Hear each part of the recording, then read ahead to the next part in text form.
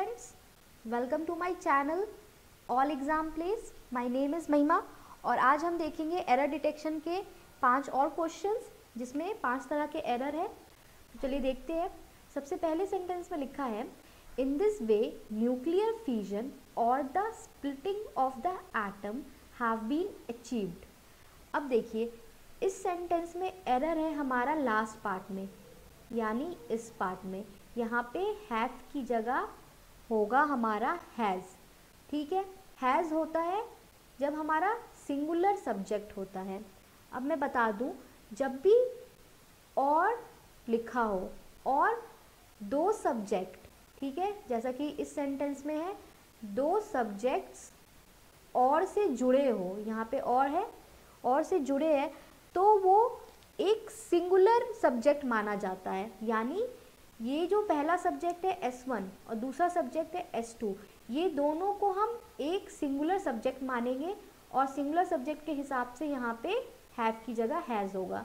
तो एरर हमारा इस पार्ट में है। अब सेकंड देखेंगे। सेकंड में है हमारा modern film techniques are far superior than that employed in the past. इसमें कहा जा रहा है कि मॉडर्न जो फिल्म टेक्निक्स जो यूज़ हो रही है आजकल, वो काफ़ी बेटर या सुपीरियर है जो पुराने में यूज़ हुआ करती थी, जो पहले यूज़ हुआ करती थी।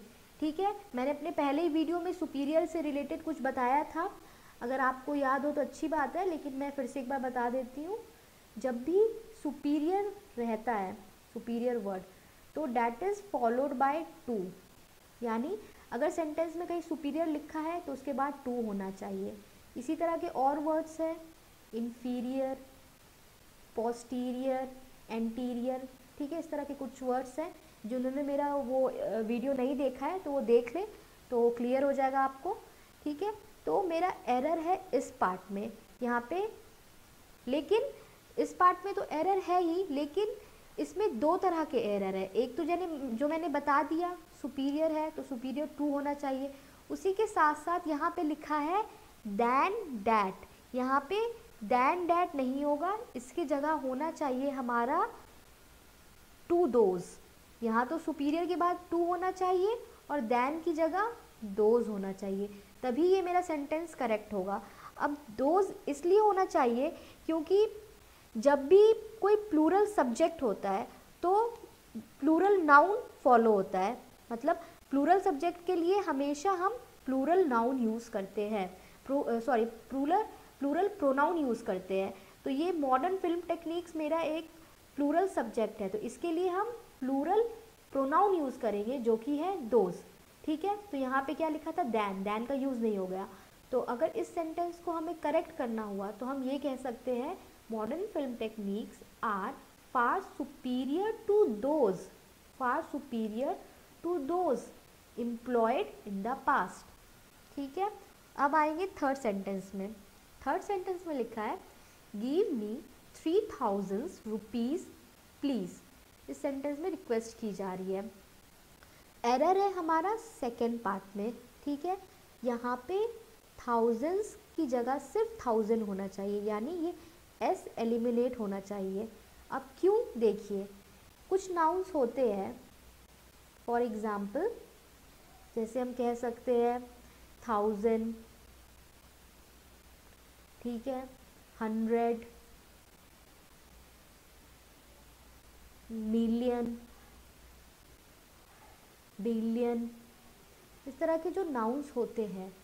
ठीक है, अगर इस तरह के नाउन के पहले कोई भी न्यूमरल आता है, ठीक है, न्यूमरल हम कहते हैं काउंटिंग नंबर्स, जो कोई भी काउंटिंग नंबर आ जाए, चाहे 1, 2, 3 एक्सेट्रा। ठीक है, मान लीजिए अगर यहाँ पे 3000 रहता तो कभी भी नाउन का फॉर्म चेंज नहीं होता, यानी 1000 का 1000 ही रहेगा।